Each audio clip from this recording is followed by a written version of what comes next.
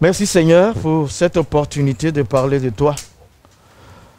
Tu es notre seul Père éternel, notre Dieu qui est devenu notre Père, celui que nous adorons. Merci Seigneur pour tout ce que tu fais pour nous en cette soirée, que ton Saint-Esprit nous conduise.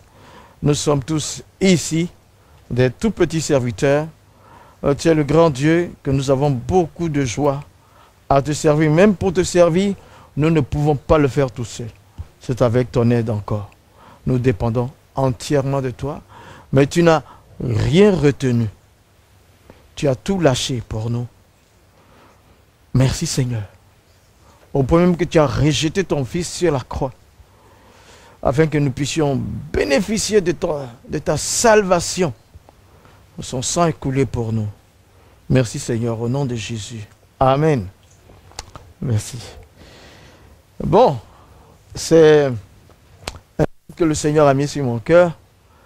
Je vais essayer de l'abréger parce que je me rends compte que j'ai déjà parlé de ça dans mon assemblée sur 5 dimanches.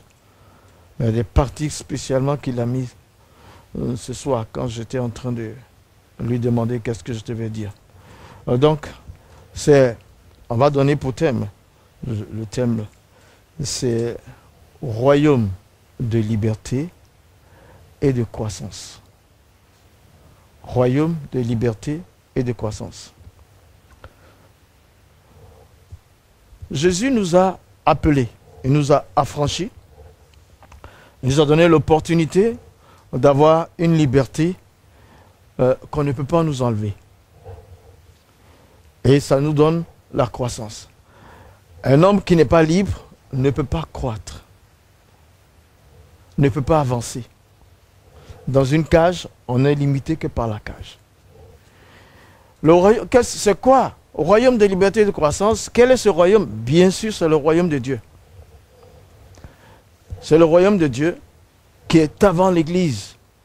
Jésus, ses premiers messages, Jean-Baptiste, Jésus, il a commencé à parler du royaume de Dieu. Aujourd'hui, nous sommes sauvés et nous sommes dans un royaume. Et ce royaume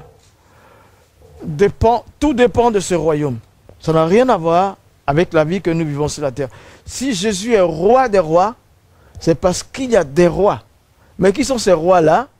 Ce sont ceux qui ont donné leur vie, ceux qui acceptent sa seigneurie, c'est-à-dire vous et moi. En fait, nous sommes le roi. Jésus, dans sa pensée, l'Éternel veut nous redonner, à travers la nouvelle alliance, veut nous redonner ce qu'on avait perdu à Éden, la domination sur tout. C'est pour ça que nous sommes des rois. Et dedans, il n'y a pas de genre. Il n'y a pas reine et tout ça. Et les sœurs et les frères se trouvent rois. Alors, c'est lui qui est le roi des rois. Vous ne demandez pas à quelqu'un qui dit qu'il est athée de reconnaître Jésus comme roi des rois. Donc, c'est ce royaume-là qui est fait du sang et de l'esprit de Jésus. On sait tous ce verset très populaire. Matthieu 6, 33. Le royaume de Dieu avant et les autres choses après. Mais ça, c'est un verset, nous parlons de ça souvent, mais si vous voulez, on va bien regarder, hein, parce qu'il y a des très bonnes choses là-dedans. Moi, je sais que je suis un roi depuis que j'ai donné ma vie à Jésus. Je sais que je suis affranchi depuis. Matthieu 6, 33, c'est simple. Cherchez premièrement le royaume et la justice de Dieu, et toutes ces choses vous seront données par-dessus. Ne vous inquiétez de rien. Ne vous inquiétez donc pas du lendemain, car le lendemain aura soin de lui-même. À chaque jour suffit sa peine. Jésus dit que c'est le royaume de Dieu qu'il faut rechercher, avec sa justice. Donc, il y a un royaume qui doit être notre priorité. Et sa justice aussi. Ce qui se passe, c'est que souvent, en acceptant Jésus, nous sommes dans ce royaume. Nous acceptons sa suprématie. Maintenant, quant à sa justice, quelquefois, vu les circonstances et les événements qui nous arrivent sur la terre, on a tendance à ne pas trop regarder ça. D'abord, Jésus n'a pas dit par hasard, mon royaume est ma justice. Le royaume de Dieu, sa justice. Ça va ensemble. Quand tu as accepté Jésus, que tu es enfant de Dieu, fils de Dieu, tu es là, tu es dans le royaume de Dieu. Alors, il n'y a que sa justice. Sa justice, de cette justice-là, tu dois d'abord réaliser une première chose. C'est que je suis justifié. C'est ça. Je suis justifié. Je suis rendu juste. C'est très important, les frères et sœurs. Pourquoi devrais-je vivre sur la terre si je ne suis pas rendu juste pour aller au paradis? Jésus m'a justifié. Oui, il m'a justifié. Alors ça, ça vient de son royaume. C'est à partir de son royaume qu'on peut parler de justice réelle, de justification. Et ça, ma première formation à Singapour, il y a, dans cet institut américain, là, c'était un institut américain, on appelle ça Haggai Institute. C'était pour le tiers-monde. Là, il y a un Hébreu qui nous avait enseigné. Docteur Lieberman, il avait, à l'époque, en 91, il avait déjà 75 ans. Il est parti chez le Père. Il a pris 15 jours pour nous enseigner le mot justification. On ne va pas là-bas tant qu'on n'est pas leader. Justification. Mais on pleurait. Comment tu peux comprendre que tu t'es destiné à l'enfer à cause de tout ce que du fait que le péché t'habite? Remarquez, un enfant qui naît, on ne lui apprend pas comment ranger les choses. Il commence plutôt à casser les choses. C'est la preuve que nous sommes nés pécheurs. Mais alors quand, en prenant de l'âge, on augmente, on fait le mal, on consomme le mal, on vit le mal, tous sont péchés et sont privés de la gloire de Dieu. Mais alors Jésus, il nous justifie, il nous considère juste. Ça vient du royaume de Dieu. Il n'y a personne qui pouvait te faire ça. Et c'est pour ça que quand il dit choisis premièrement le royaume et sa justice de Dieu, c'est pour ton bien. Oui, je suis justifié.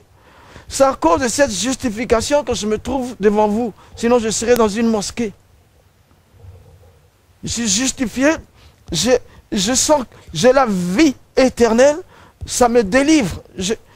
Parce que dans cette justification, le Fils m'a affranchi. Je suis véritablement libre. La justification me donne droit à une liberté. Ça va avec Jean 8, 32 ou Jean 8, 36. Tu connaîtras la vérité te rendra libre. Le Fils m'a affranchi, je suis vraiment libre. La justification, tout va de là. Je ne suis pas prisonnier. Je ne suis pas prisonnier d'aucune entité. Rien du tout. Vivez votre justification, vivez votre liberté. Ça doit être ici et là, du cheveu à l'orteil. Il faut le vivre parce que c'est un don que Dieu a fait. Une fois, je partais en Suisse allemande, on m'avait payé un billet d'avion, première classe, un billet de train, première classe. Et je suis monté, je me suis assis juste dans le couloir là.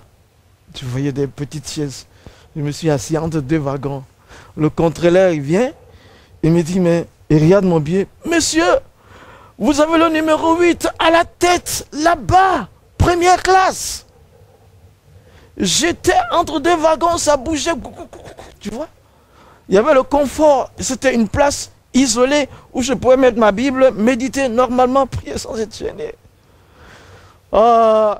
Vis ta vie parce que tu es justifié. Vis là parce que tu es libre. Tu ne peux pas être esclave de quelqu'un d'autre. Il ne faut pas accepter l'asservissement d'aucune entité. Il ne faut pas te laisser avoir. Non. Non. Et ça ne peut pas être monnaie. On ne peut pas. Je suis libre. Alors, si je suis libre, c'est au travers, je suis un roi dans le royaume de Dieu et Jésus est le roi des rois. C'est un verset qu'on lit tous les jours. Hein. Alors, le royaume de Dieu, tout dépend du royaume de Dieu. Tout dépend. Tout ce dont tu as besoin sur la terre là, c'est d'abord là-bas que ça doit venir. C'est pourquoi il dit en priorité. Si tu mets ça en seconde position, mais tu vas te fatiguer. Arrêtez de vous fatiguer. Pour avoir tout ce que tu désires, le royaume de Dieu avant. Ma liberté avant. Ma justification avant. Je peux marcher. Non, hein. Je marche parce que je sais d'où je suis sorti, où je vais. Oui, il m'a justifié. Je suis un roi. Il est le roi de rois. Alors, ça, parce que tout vient de là-bas, du royaume de Dieu. Le royaume de Dieu, comme le royaume de cieux, c'est la même chose. Parce que le royaume de Dieu, il est dans les cieux d'abord, et il se vit sur la terre. Et pour qu'il soit pratiqué, appliqué sur la terre, nous devenons des rois pour que chacun ait son administration. Tu peux dire ici, à Yvetot, tout ce qui se passe, ça te concerne. Parce que tu es roi. Tu es roi. Le Seigneur nous a chargés d'administrer. Parce que nous pouvons changer les données de l'histoire en priant, en parlant, en bénissant. Et il a fait cela pour chacun d'entre nous. Il ne faut pas te négliger. Bon. Pourquoi? Parce que, regarde, je lis pour vous Ecclésiaste 1, verset 5. Il dit, le soleil se lève. Ecclésiaste 1, verset 5. Le soleil se lève, le soleil se couche. Il soupire après le lieu d'où il se lève de nouveau. Le soleil se lève et il se couche. Donc, il suit son trajet selon la trajectoire que Dieu lui a indiquée. Il ne change pas. Il ne change pas. Il ne change pas. C'est un astre. Le Seigneur, l'Ecclésiaste, il dit ça parce que c'est comme nous avons un royaume, nous appliquons, nous avons des dons, nous avons des talents, nous avons des possibilités et nous agissons selon notre vision qui vient du ciel, selon ce qu'il a prévu pour chacun d'entre nous. C'est pour ça. Voilà. Comme le soleil. Il n'y a rien de nouveau. Le soleil accomplit son trajet normalement. Je lis pour vous un Ecclésiaste 1,9. Ce qui a été, c'est ce qui sera. Ce qui s'est fait, c'est ce qui se fera. Il n'y a rien de nouveau sous le soleil. Que cela sonne pour toi comme si c'est aujourd'hui que tu entends ça. Rien de nouveau. En politique, il n'y a rien de nouveau. En sport, il n'y a rien de nouveau. En musique, il n'y a rien de nouveau. En médecine, il n'y a rien de nouveau. En tout, il n'y a rien de nouveau. Tout a été fait, même si on veut challenger, déjà c'est là-bas. C'est de là-bas que ça vient. Vous prenez un médecin qui est très bien, très compétent. Comment est-ce qu'il a eu ça? Il a été à l'école. Mais comment est-ce qu'il a pu être à l'école s'il n'est pas né? Comment il a pu suivre Bac plus 8 au moins pour être un bon médecin s'il n'avait pas le souffle de vie? Et qui lui a ouvert l'entendement pour qu'il soit intelligent, pour avoir tout ça dans la tête? Il n'y a rien de nouveau. C'était déjà dans le royaume de Dieu là-bas, avant que ça n'arrive. Oui, les amis, nous sommes des rois. Retenez-le. Je fais mon ministère en fonction de ça. Je vis ma vie de famille en fonction de ça. Je planifie en fonction de ça. Comme le soleil a son trajet, il le fait. Je ne veux pas être hors de ma vision, hors de la raison de vivre que Dieu m'a accordée. Rien de nouveau sous le ciel. Il n'y a rien. Il n'y a rien. Ce qui se passe au monde, ça se passe ici à Yvetot. Benjerville, Yvetot, tous ont péché et sont privés de la gloire de Dieu. C'est égal à toutes les couleurs, à tous les continents. Mais non, il ne faut pas te fatiguer. Ecclésiaste 1, verset 10. S'il y a une chose, 1, 10. S'il y a une chose dont on dise, voici ceci, c'est nouveau, cette chose existait déjà. Dans les siècles qui nous ont précédés. Je ne sais pas, vous comprenez mieux le français que moi. Je ne sais pas. Alors, c'est depuis le royaume de Dieu, ça existe. Alors, quand le Seigneur Jésus lui-même dit, choisis d'abord les choses de... Pourquoi tu prends les choses du royaume en second plan? Quand ça ne va pas, oh mon Dieu, viens à mon secours.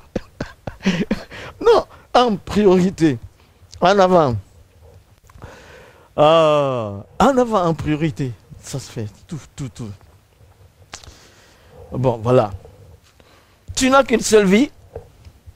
Garde-la. Ton échec ne viendra jamais de Dieu. Il n'a pas de plan pour que tu échoues. Dans le projet de Dieu, l'échec pour ta vie n'y est pas. Jamais. Il ne t'a pas créé pour échouer. Il n'a pas écrit ton nom dans le livre des vies pour échouer.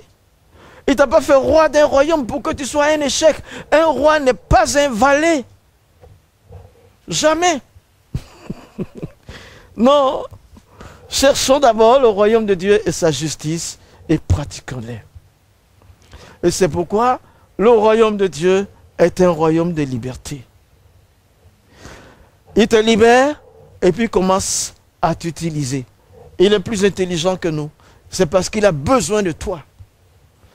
C'est pour son bien qu'il t'a mis dans le livre de vie. C'est pour son bien qu'il t'a fait tous ces dons-là. Alors, comme il va t'utiliser sur la terre, il ne peut pas te laisser entrer en enfer avec son esprit. Tu es son enfant. Oui, tu es son enfant. C'est pourquoi, voilà Paul qui commence à dire, dans Actes 14, 26. Actes 14, 26, il dit, fortifiant l'esprit des disciples, les exhortant à persévérer dans la foi, et disant, c'est par beaucoup de tribulations qu'il nous faut entrer dans le royaume de Dieu. Il y a des difficultés aussi. C'est dit, beaucoup de tribulations, il nous faut entrer dans le royaume de Dieu. Le royaume de Dieu, quelqu'un a souffert pour que ça existe sur terre. Il a souffert. Quelqu'un est mort. Le fils d'une entité, il est mort. Il a livré son fils pour que ça existe, pour que nous soyons ensemble. C'est pourquoi moi, j'apprécie pas trop les comédiens de... Ouais, on a des scènes de théâtre pour évangéliser, c'est bon. Mais ça s'arrête là. Quelqu'un a perdu sa vie. Quelqu'un a donné son fils. Je ne peux jamais, mes 4 garçons, je ne peux pas donner, même celui qui est un peu difficile, je ne peux pas lui donner à quelqu'un. Il est difficile de caractère, il m'a abandonné quand il avait 3 ans, il est revenu à 30 ans. Je l'accepterai, je le prends. J'ai pleuré devant l'assemblée pendant plus de 8 ans. Mon fils est parti. Et avant de venir juste, allô? Qui est là? Allô? C'est Emmanuel, papa. Emmanuel. Mais quel Emmanuel? Maintenant que j'ai 70 ans, Emmanuel, tu arrives. Depuis 27 ans, tu es parti. Je dis, c'est quel Emmanuel? Je connais beaucoup. Il y en a d'autres que j'ai adoptés. C'est moi ton fils. J'ai beaucoup d'enfants. Qui es-tu? Dis-moi exactement qui tu es. Ah, papa, tu ne me reconnais plus. Même lui, après 27 ans, je ne peux pas le livrer à quelqu'un. Oh. Dieu a donné son fils pour toi. Reconsidère ça. Car le royaume de Dieu ne consiste pas en parole, mais en puissance. Pas de paroles vaines. Quand il dit en parole, c'est le royaume de Dieu, c'est déjà la parole, c'est déjà Jésus. Mais quand il dit en parole, ça veut dire de vaines paroles. Non, ça n'existe pas dans le royaume de Dieu. Quand on ouvre la bouche, on dit quelque chose que Dieu dirait à ma place. Alors, le royaume de Dieu est un royaume de liberté, de révélation, parce que c'est lui qui se révèle à nous. C'est vrai.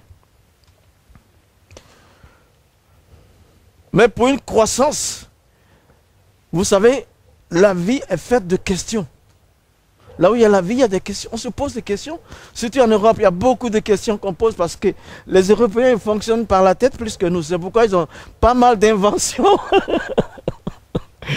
J'ai vu dans une vidéo, on dit l'émir de Bahreïn ou quelque part, qui est allé à Dubaï accompagné de qui? D'un garde-corps spécial, un robot de 2 mètres. Le robot le suit. Hein? Le robot le suit, on dit ça, même tu ne peux même pas toucher à cet homme-là. Son robot est 2 mètres de haut. Il est large comme ça. Tout du fer, caméra, tout. Mitrailleuse avec tout. Hein? Ça, c'est pas quelqu'un de chez moi qui a conçu ce robot-là. Mais c'est quelqu'un de chez vous ici.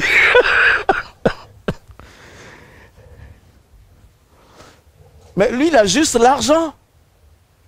Ce prince de Bahreïn. Il a juste l'argent pour payer des gens. Fais-moi ça, des ingénieurs qui montent. Quelqu'un pour le protéger. Mais moi, l'ange de l'Éternel campe autour de ceux qui le craignent et les délivre du danger. Ça me suffit. Mais donc, pour le royaume de Dieu, ne vous faites pas d'illusions. Il faut le prendre avec le cœur.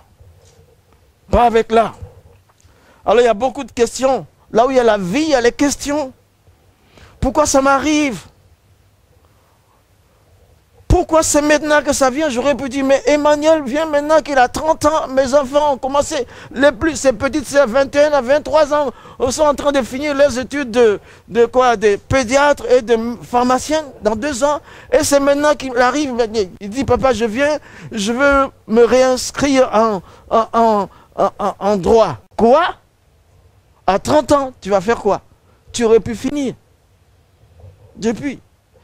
Je me dis, mais pourquoi c'est maintenant il arrive? Je peux me poser des questions. Pourquoi je suis né d'une famille musulmane?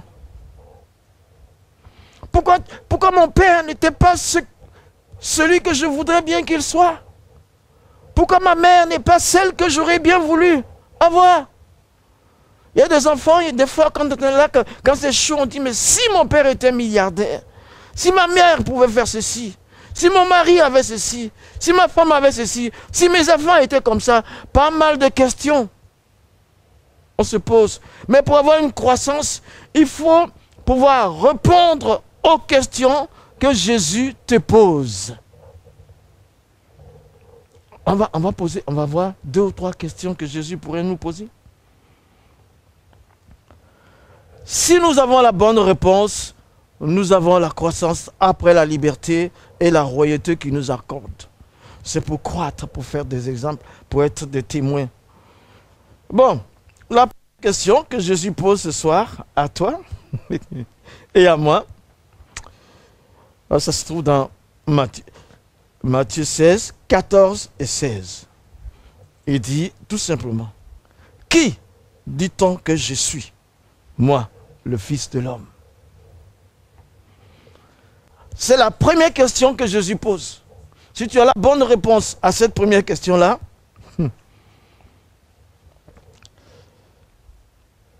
c'est bon. Pour toi, Jésus, qui est-il en tant que Fils de l'homme? Quand il est devenu un homme, si tu pouvais le voir ici, comment l'aurais-tu considéré? Un homme comme toi qui sent la douleur et qui va aller sur la croix prendre les clous. Qui penses-tu que Jésus est? Pour toi, qui est-il? La réponse à cette question est très très forte.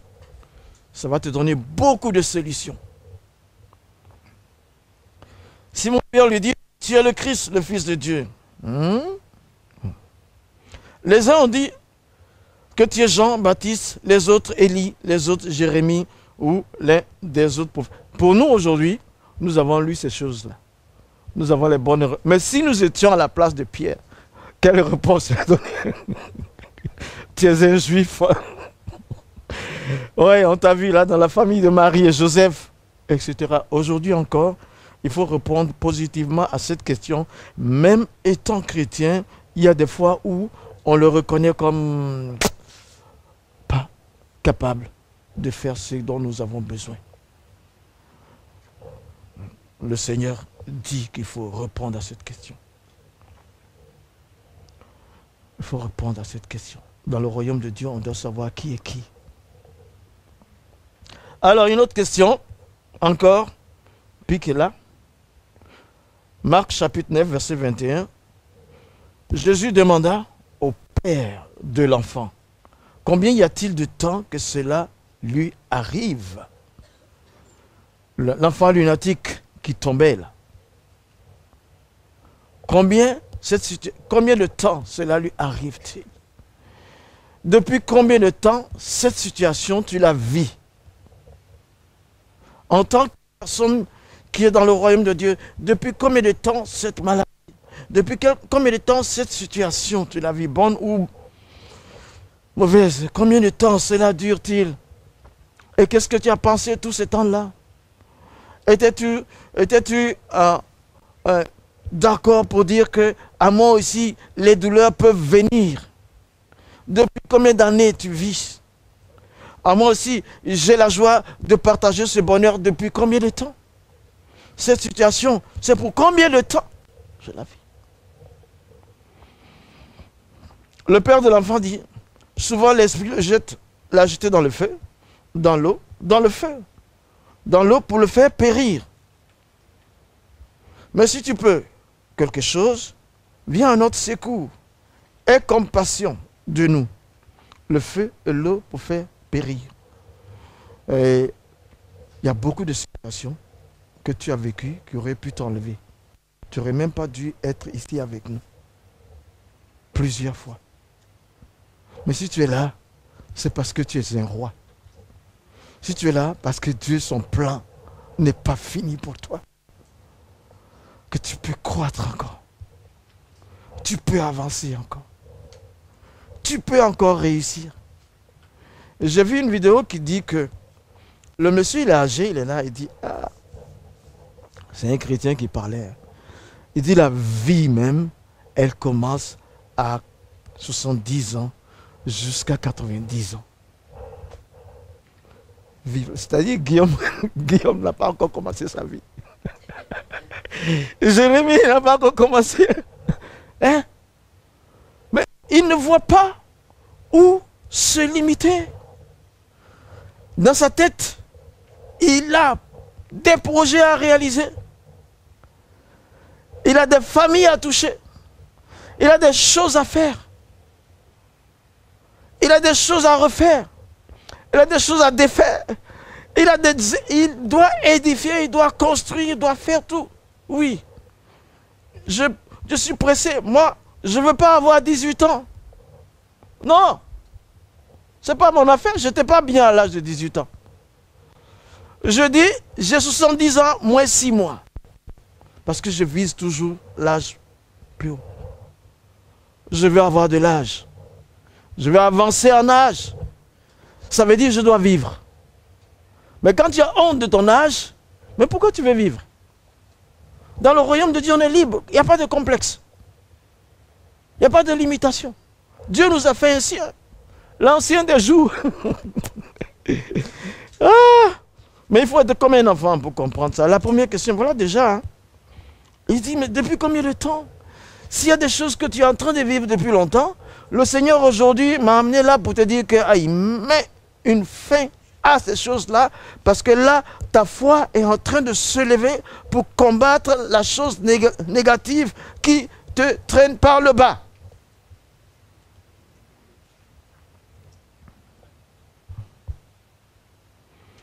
Ah, Matthieu 5,6, il a dit, Matthieu 5,6, il a dit à cet homme-là, veux-tu guérir?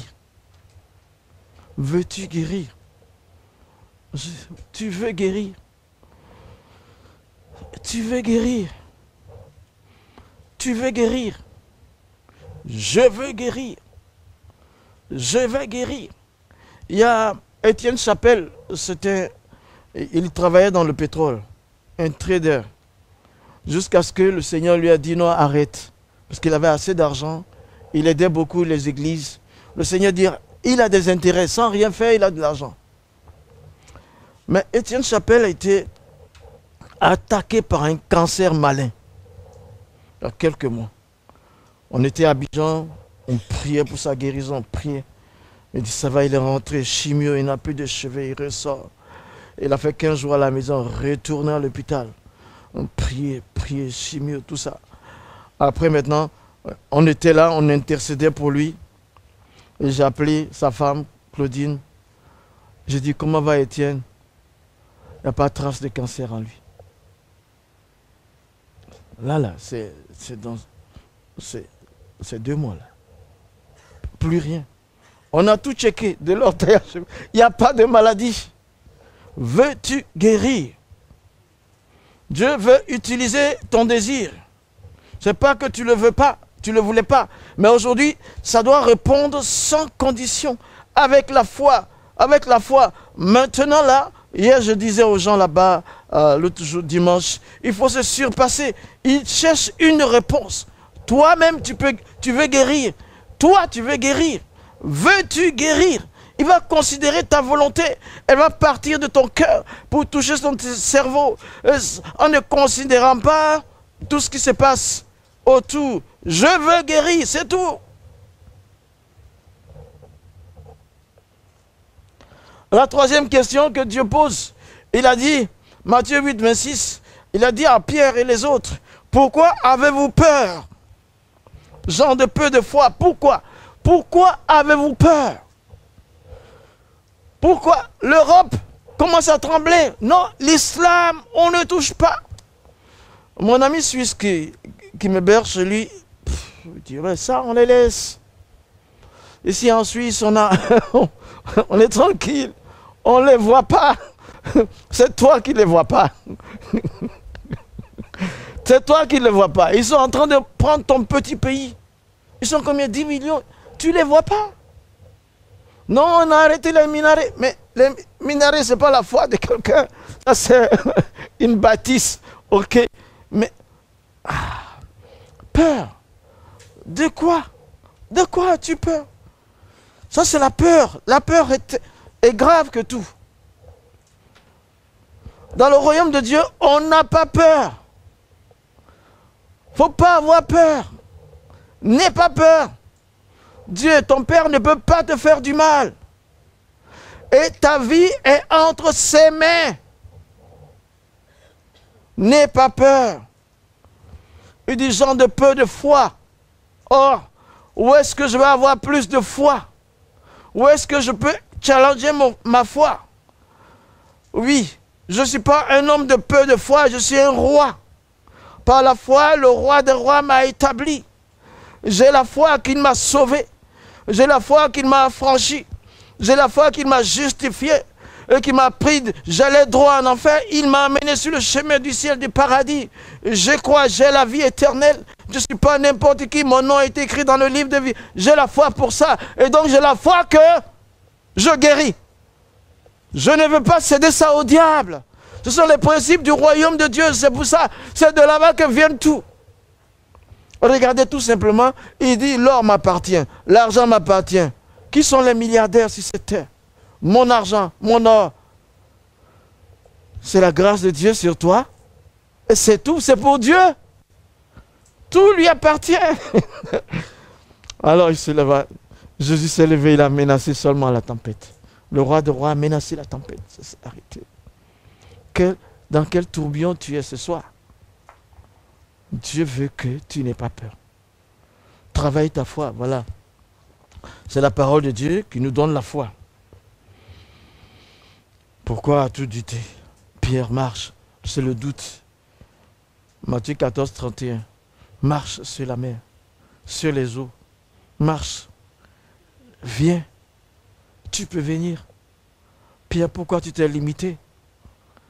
Pourquoi as-tu abrégé les capacités de faire l'extraordinaire? Marche encore, tu sors de ta barque, marche vers moi. Marche. N'abrège pas, ne te limite pas. Parce que ta limite, je l'ai tracée jusqu'au ciel. C'est le ciel qui pourra te limiter. L'impossible peut devenir possible. Marche. Marche encore. Marche. Mais il a regardé. Il a regardé, il s'enfonçait. Au secours. Il n'a pas eu besoin de l'onction du Saint-Esprit pour que Jésus vienne à son secours. Immédiatement, Jésus l'a secouru. Ne serait-ce pas parce qu'on a fait des erreurs que le Seigneur ne va pas nous secourir. Il est avec toi. Même pour ça, après Pierre, le rejet et tout, il a prêché. Il a eu en un jour, je ne sais pas, plus d'âmes que Jésus. En une fois. Les erreurs, quand on ne fait rien, on ne fait pas d'erreur. Mais quand on fait, on peut se tromper. Et quand on se trompe, c'est une école. Ce n'est pas un échec. Le dernier là est une leçon pour la prochaine. Les amis, c'est comme ça que je vis ma vie. Hein. J'apprends. J'apprends. Il m'enseigne toujours. Il m'enseigne quand on est ensemble. Il m'enseigne. J'appelle, tu sais quoi? Les jeunes, ils connaissent beaucoup l'informatique et tout. Et moi, je suis un apprenant. Papy, il y a un enfant là. Viens. Elle a quoi? Elle a 18 ans. Montre-moi comment je peux placer mon message sur TikTok. Ah, simplement. Ah, papy, toi aussi. Tu fais comme ça, tu fais comme ça. J'ai dit, je n'ai rien vu. Recommence doucement. Ah là, tu n'as pas vu. Deuxième fois, je l'appelle. Tu m'as montré, j'ai oublié. Ah, papy, toi aussi. Hein? J'ai dit, tu vas comprendre quand tu auras 70 ans. Ça t'attend devant. Ah, me montre. Ah, mais je m'élève. Je place là-bas. Jésus est Seigneur. Jésus est Dieu. Oui, je place TikTok. Je mets. Hein? On apprend comment couper une vidéo. Waouh! Fais comme ça, fais comme ça, fais comme ça. 10e fois, j'ai réussi. Ça vient tardivement, mais quand ça vient, ça vient, ça vient. Ça vient, ça vient. Oh!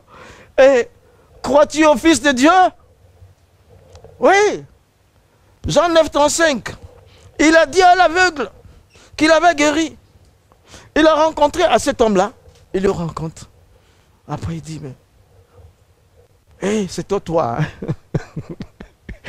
Et tu étais handicapé. C'est-à-dire, dans le grec, handicapé, c'est incapable. Tu crois au Fils de Dieu? Crois-tu au Fils de Dieu? Et il lui répond. Et qui est-il? Seigneur, afin que je croie en lui. Tu vois? Il a été guéri, mais il ne sait même pas qui l'a guéri. Oh. Alors, le Seigneur ne veut pas que tu aies des qualités pour pouvoir te soutenir. Il va le faire. Tu l'as vu, lui dit Jésus, celui qui te parle. Alors il dit, je crois Seigneur. Et il se prosterna devant lui. Mais au départ, la question a été posée. Est-ce que tu crois au Fils de Dieu? Là où tu es assis. Tu le crois comme Seigneur parce que Sauveur, il est Sauveur. Mais est-ce que tu le crois comme Fils de Dieu? C'est la différence. Hein? Seigneur, oui, ça m'intéresse que je parte au paradis. C'est mon Salvateur. Mais comme le Fils du Dieu vivant, il faut arriver à croire qu'il est le Fils de Dieu. Il est Dieu, mais il est aussi le Fils de Dieu. Cette dimension doit être réelle pour toi et pour moi. Croyons au Seigneur dans sa totalité. Ça va nous aider.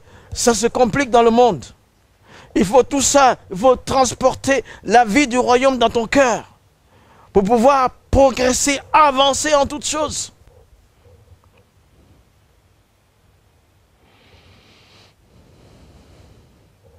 Et voilà, c'est quelques questions là que Jésus nous pose ce soir, avant qu'on aille de l'avant. Mais il a dit, après il a dit une fois à Pierre, est-ce que tu m'aimes? Vous savez, après ça, Jean 21, verset 15 à 17, vous connaissez bien le contexte. Ils sont allés à la pêche après que Jésus eut été crucifié, ressuscité, où il les trouve. Il ne les a pas trouvés à Jérusalem ou ailleurs en train de prêcher l'évangile. Mais il y a un qui s'est levé, on va à la pêche, les autres l'ont suivi. Jésus avait investi en eux pendant 3 années. Vous allez à la pêche, il y a problème d'amour là. Il y a un problème d'amour. Est-ce que tu aimes? Mais Pierre, il avait dit 3 fois. Hein.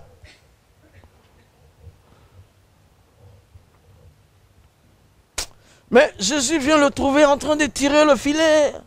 Allez, attrape l'argent. Attrape ici. Tire le poisson. Quoi, le poisson? On t'a dit, on t'a donné les qualités, les capacités de pêcher des hommes. Tu retournes le poisson. Il n'y a pas de croissance là. Ah, même tu que ceci. Oui, Seigneur, tu sais. Mais tu vois ici, en fin de compte, il lui a dit, la première fois, c'était l'amour sacrificiel. Ok. Deuxième fois, il lui demande l'amour d'affection. Si tu m'aimes, tu ne m'abandonnes pas. C'est pour ça que Pierre a tremblé là. Si tu m'aimes comme un frère, si tu m'aimes comme quelqu'un qui est crucifié pour toi, tu m'aimes dans le physique, tu m'aimes comme un frère, tu ne m'abandonnes pas. Tu te sens que... Oui, je le ferai. Mais là, en même temps, si vous suivez l'écriture, devant tous les autres, il a redonné le ministère à Pierre. Paix mes brebis. Il a lavé, il a pardonné, il a fait de Pierre quelqu'un que personne d'autre ne pouvait accuser. Le roi même, celui même qui t'a sauvé, tu l'as abandonné, il revient là et dit, va paître mes brebis. N'abandonne pas le don qui est en toi.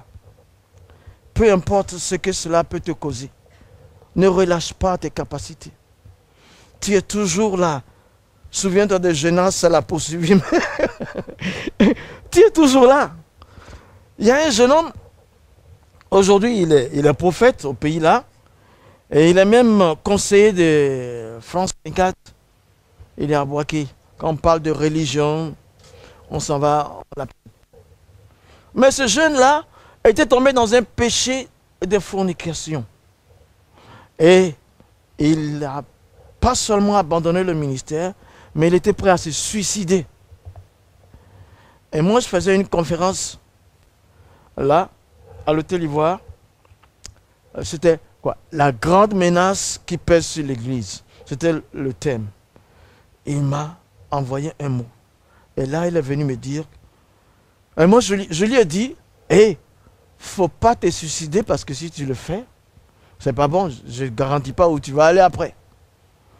Et tout l'investissement de Dieu en toi, c'est pas à cause d'un seul péché que tu vas abandonner tout ton ministère. Il dit, j'ai fait quoi? Ça fait trop honte. J'ai brisé mon ministère. J'ai cassé mon ministère. Et les gens savent que je ne pourrai pas me relever. Et j'ai honte de m'arrêter devant la foule. Je dis, si tu confesses tes péchés, il est juste et fidèle pour te les pardonner et te purifier de toute iniquité. 1 Jean 1,9. Il a saisi et le jour de la conférence, il est venu. Il m'a vu parler et dit, papa, c'est fini, je reprends. Il a eu du mal à reprendre le ministère, mais il a repris à cause d'une simple parole que je lui ai donnée. Encouragement. Aujourd'hui, c'est un prophète, il est en train de bâtir un grand temple. Et puis il se fait remarquer, il y a France 24 qui le prend comme conseiller. Mais il aurait pu abandonner le ministère depuis. Supposons qu'il vienne à moi et que je dise, toi tu ne vaux rien là. Tu as foulé au pied le don de Jésus. Toi, foule comment? Non, Pierre a été réhabilité. Dans son poste, il dit, va, paie mes brebis, Pierre. Jean ne pouvait rien dire. Thomas ne pouvait rien dire. Les autres ne pouvaient rien dire. Le maître l'a restauré. Il a régné le maître. Mais le maître aime plus que l'acte qu'il a été causé. Ça vient du ciel. C'est du royaume de Dieu. Sinon, on est tous, personne n'est digne de le servir. Moi, en premier lieu. Et il dit, paie mes brebis, donne-les à manger, soigne-les, envoie-les pour brouter l'herbe bien, aide-les, prends soin d'eux, travaille. Tu es un berger, tu es un disciple. Allez, remets-toi, secoue-toi, paie mes brebis, paie mes brebis, paie mes brebis. N'abandonne pas, vas-y, vas-y, vas-y. Le même amour est sur toi. Et ça c'est quelque chose qui vient du ciel, du royaume de Dieu. Ça fait croître. Ah, il y a tellement de choses à dire. Il y a tellement de choses à dire. Regardez cette autre histoire. L'économe infidèle, dans Luc 16, là, verset 13. Jésus dit aussi à ses disciples, un homme riche avait un économe qui lui fut dénoncé comme dissipant ses biens. Il l'appela et lui dit, qu'est-ce que j'entends dire de toi? Rends compte de ton administration, car tu ne pourras plus administrer mes biens. L'économe dit en lui-même, que ferai-je puisque mon maître m'ôte l'administration de mes biens? Travailler la terre, je ne peux pas. Mendier, j'en ai honte. Regardez-moi ça. Je sais ce que je ferai pour qu'il y ait des gens qui me reçoivent dans leur maison quand je serai destitué de mon emploi. Et faisons venir chacun de ces débiteurs, des débiteurs 200 mètres. Il dit au premier, combien dois-tu à mon maître? 100 mesures d'huile, répondit-il. Et il lui dit, prends ton billet, assis-toi vite, écris 50. Ah! Les débiteurs de ton maître, tu continues de le voler. Ensuite, il dit à un autre, et toi, combien dois-tu? 100 mesures de blé, répondit-il. Et il dit, prends ton billet, écris 80. Ah! Le maître, regardez le verset 8, le maître loua l'économe infidèle de ce qu'il avait agi prudemment, car les enfants de ce siècle sont plus imprudents, sont plus prudents à l'égard de leurs semblables que ne le sont les enfants de lumière. Et moi je dis, faites-vous des amis avec les richesses injustes pour qu'ils vous reçoivent dans les tabernacles éternels quand elles viendront à manquer. Et celui qui est fidèle dans les moindres choses l'est aussi dans les grandes. Et celui qui est injuste dans les moindres choses l'est aussi dans les grandes. Si donc vous n'avez pas été fidèle dans les richesses injustes, qui vous donnera les véritables? Et si vous n'avez pas été fidèle dans ce qui est à autrui, qui vous donnera ce qui est à vous? Nul serviteur ne peut servir deux maîtres, car ou il haïra l'un et aimera l'autre, ou il s'attachera à l'un et méprisera l'autre. Vous ne pouvez servir Dieu et maman. Non, et ce texte-là, vous avez tout ce qui consiste à la vie de la société. Matériel, c'est tout. Économie, finance, gestion, tout est dans les 13 versets-là. Tout est dedans. Regardez, l'économe, celui qu'on appelle l'économe infidèle. D'abord, le propriétaire. Il a travaillé durement. Et il s'est fait une entreprise. Et j'imagine qu'il a cherché un bon CV. Un gérant qui a un bon CV pour en faire un DAF ou quelque chose, je ne sais pas. Oui, c'est tout ça. Il a pris le CV le plus costaud. Il lui a confié tous les biens. Voilà, gère mes affaires. Gère mes affaires. Voilà, et celui-ci, il s'est montré infidèle. Dissipait et gaspillait les biens de son maître. Parce qu'on n'a pas dit qu'il a pris l'argent de son maître, il a fait un immeuble. Il a pris l'argent de son maître, il a donné à des pauvres. Mais il a gaspillé. Il a gaspillé. Il a gaspillé. Le maître, je pense qu'il a mis du temps pour voir. Dans ces deux-là. Et puis quand il s'en va encore, quand il dit, je sais ce que je ferai. Tu vois? Il fait mal. Ce que tu dois faire, c'est de trouver ton patron. Oui, tu as connu que je vole. Le monsieur, il avait aussi ses investigations qu'il a faites. Trouve ton patron. C'est vrai, je suis licencié déjà. Vous me l'avez dit. J'ai gaspillé votre argent. Malgré tout, je vous demande pardon. C'est pas ça? C'est ça qu'il devait faire. Mais après qu'on lui ait donné la sentence, tu as gaspillé l'argent, tu ne vas plus administrer. Et rends compte.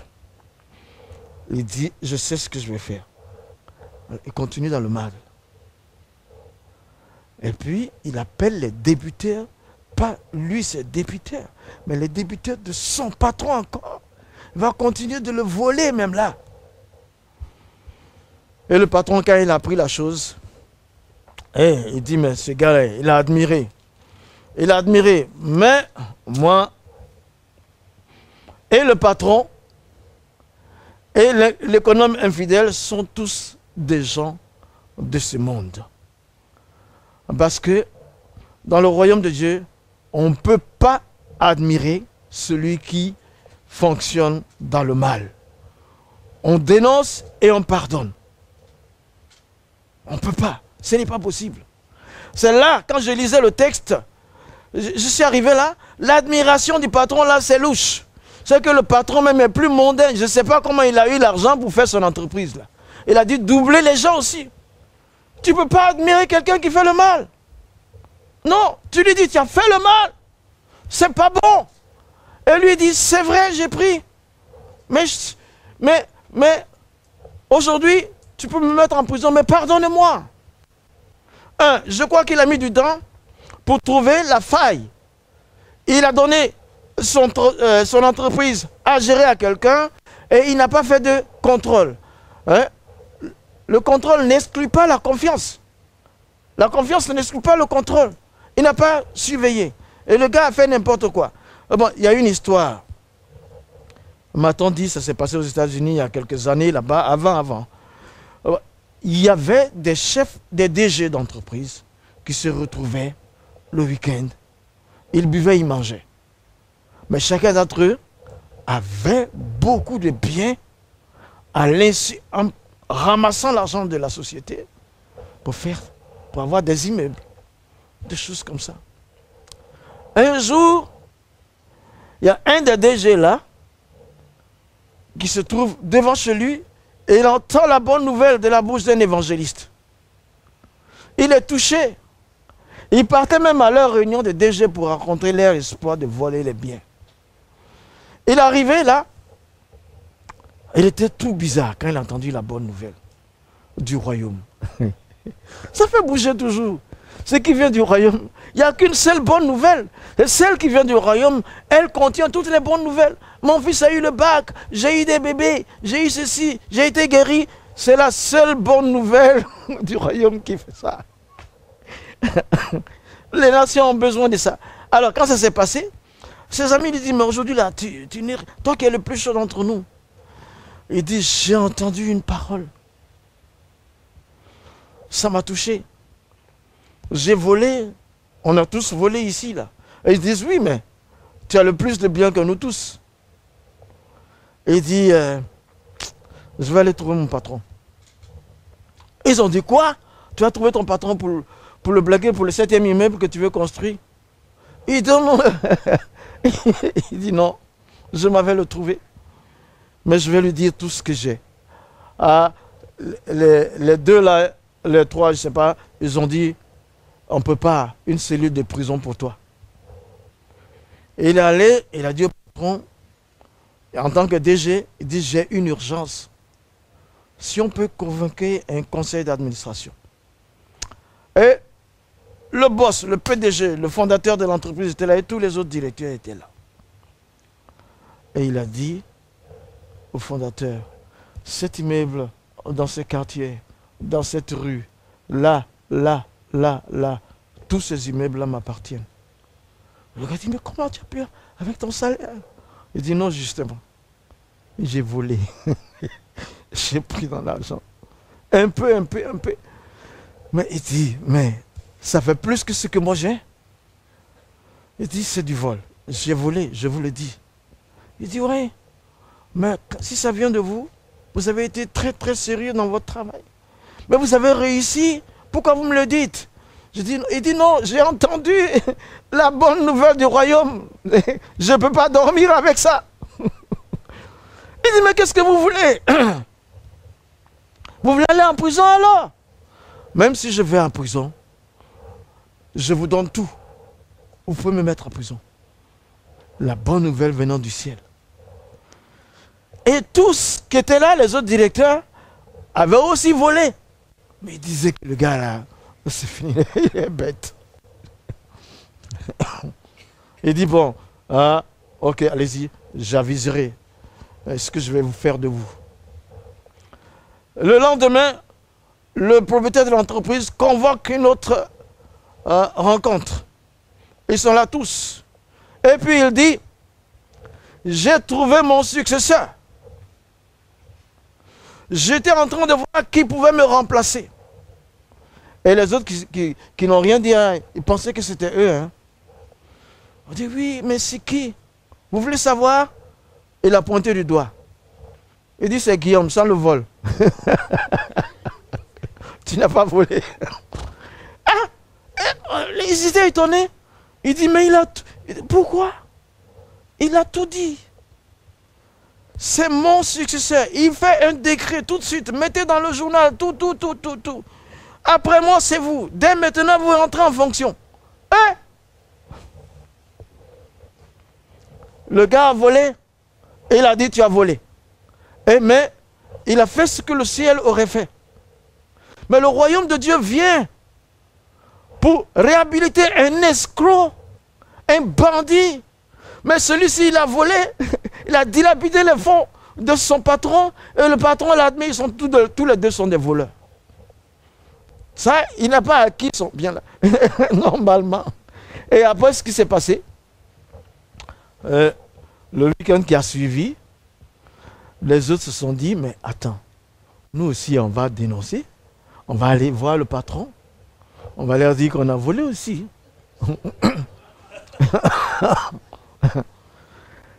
Et ils sont allés voir le patron, mais à leur manière.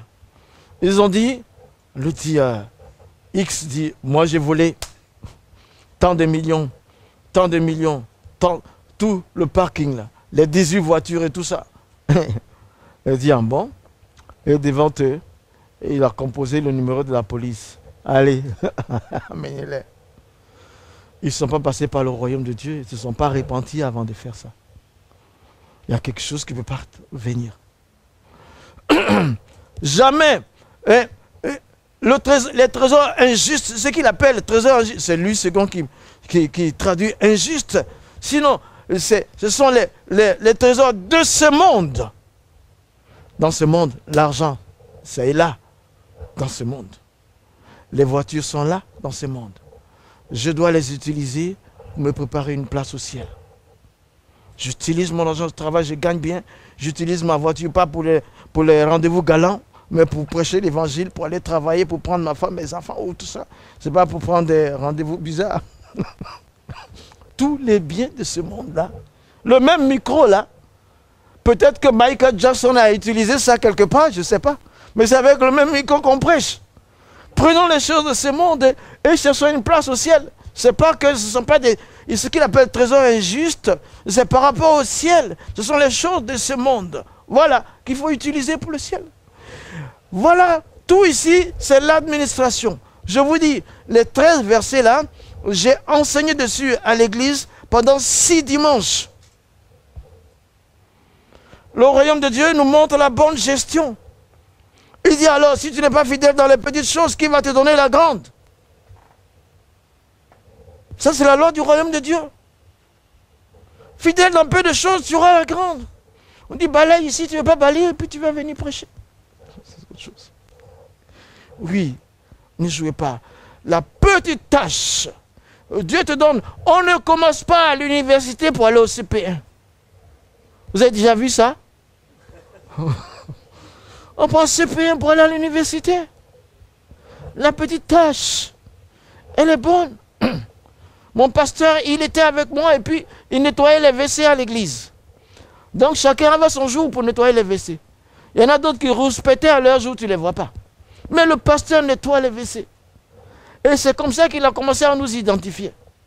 Moi je sortais, j'envoie les gens. Je sors, j'envoie les gens. Et voilà, il me dit, bon, voilà. Je faisais ça pendant qu'il y a d'autres personnes à l'extérieur qui m'avaient recommandé à cet institut-là aux États-Unis. Et lui, après 7 personnes, comme ça, chacun, ils sont venus, ils ont écrit là-bas, et l'école a envoyé l'invitation au pasteur, 7 personnes. Il était étonné. Moi, j'étais étonné. Il dit, mais Moussa, qu'est-ce qui s'est passé? Je dis, quoi? Il dit, mais voilà, ça c'est un grand institut, c'est pour le tiers-monde. Voilà que toi, tu dois aller là-bas. Je dis, mais pourquoi tu m'emmènes là-bas? Tu as déjà envoyé des enseignants ici pour m'enseigner. Il dit, c'est pas moi. C'est un Australien, un homme du Kenya. 7 personnes. Petite chose seulement que je faisais là. On va terminer par 2 références.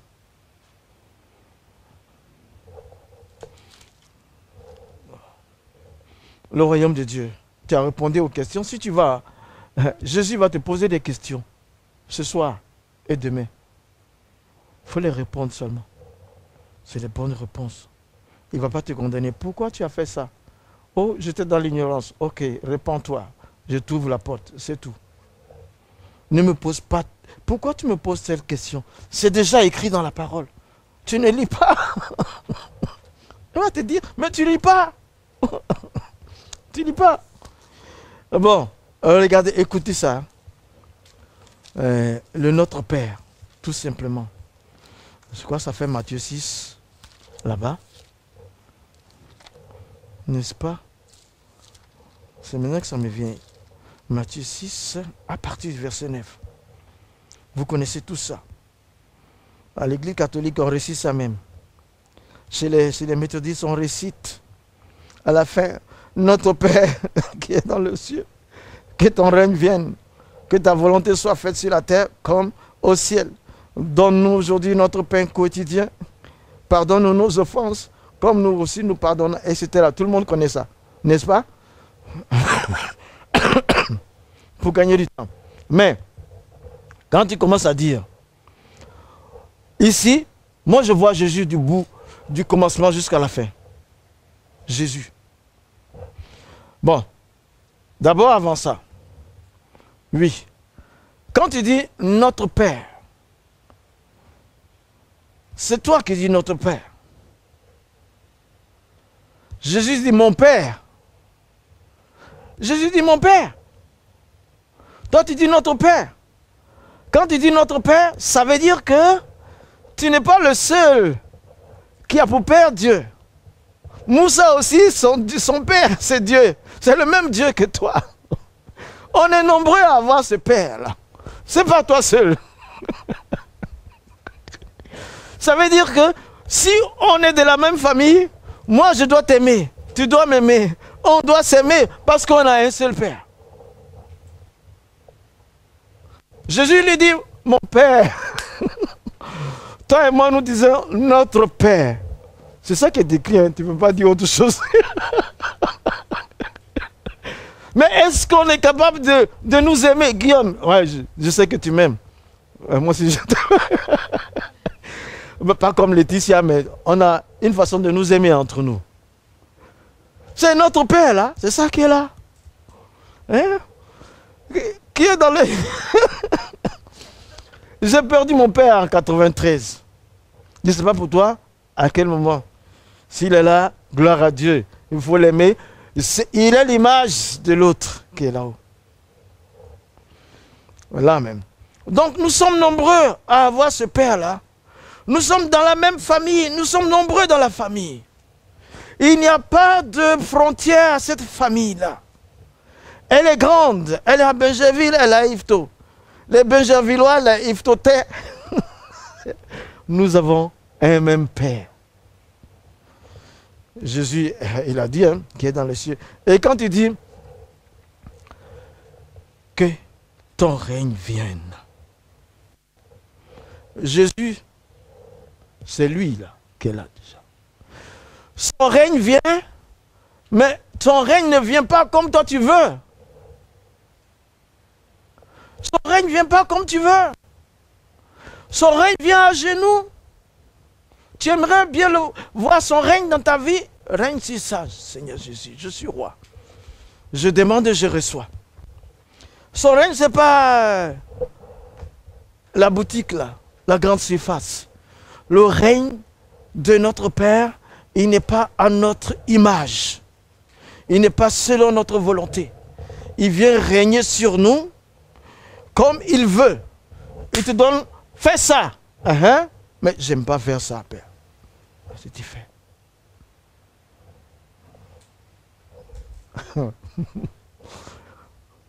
Fais ça. Je sais, je ne peux pas faire, mais aide-moi à le faire. Oui, il est d'accord avec toi. Il va t'aider à faire. Commence. Et qu'est-ce qu'on dit? On dit, nous tous nous avons dit, Dieu achève bien ce qu'il a commencé. Mais c'est une partie de la vérité.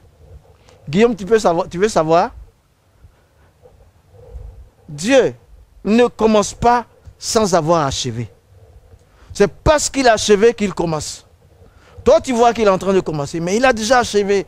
Vous prenez l'image des architectes. Avant de faire une bâtisse, ils conçoivent ça d'abord. Alors tu penses que c'est maintenant que Dieu a commencé à faire ça? Il a terminé, tout fini. Et puis il dit, for your eyes, pour tes yeux, voilà, voilà. Non, le temps passe. J'aimerais m'arrêter là. On aurait dû faire 2 séances. What? Le royaume. C'est pour ça que c'était un royaume de liberté. Mais moi je suis libre. Tu es libre. Ne te laisse pas asservir par une quelconque entité.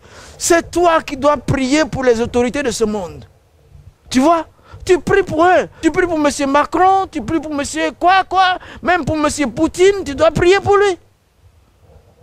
Mais tu ne dois pas les subir. Non, il y a une loi en France, tu dois marcher selon cette loi-là. Mais quand elle va contre le royaume des cieux, maintenant, si tu pries pour lui, que lui il envoie des flèches contre toi, attention, c'est pas moi qui va dire, retour à l'envoyé. Je n'ai pas vu ça dans la Bible. Il n'a pas dit, mon ennemi, il n'a pas dit retour à l'envoyé. Non. Il dit, Seigneur, gagne son cœur. Retour à l'envoyeur. L'envoyeur, s'il m'envoie des missiles, c'est parce qu'il lui manque une dimension. Il n'a pas compris que je suis le fils du Très-Haut. Il n'a pas compris que je suis roi. Il n'a pas compris qu'il peut bander l'arc. Mais mon père, regardez, il rit. La cible ne sera jamais atteinte. Il ne t'aura jamais. Il ne va pas t'avoir. Il ne va pas t'avoir. Oh, alléluia. On ne peut pas achever ça. Une prochaine fois, il est déjà 21h30. Je pense à vous pour le travail. Sinon, il y a... Là, il ne faut pas oublier. Si tu arrives à écouter les questions de Jésus, tu vas les répondre. Et si tu arrives à faire les informaticiens, voilà un qui est là, à mettre à jour ta foi, je suis justifié. Je suis justifié, c'est une vérité. Et je dois régner sur cette terre, c'est une vérité. C'est fini. Mais tu vas avoir une croissance illimitée dans tout. Personne, tout âme forgée contre toi sera sans effet. À cette heure-ci, les blessures, il y a beaucoup de blessures qui se guérissent même. Parce que tu as eu la foi à un moment donné. Tu as écouté. Quand tu venais, tu n'avais pas cette dimension. Jésus travaille. Il te connaît. Il s'intéresse à toi. Tu es son enfant. Et compte sur le verbe. Quand tu vas ouvrir ta bouche, il va exaucer pour quelqu'un d'autre. Et compte sur toi. Voilà. Merci. Shalom.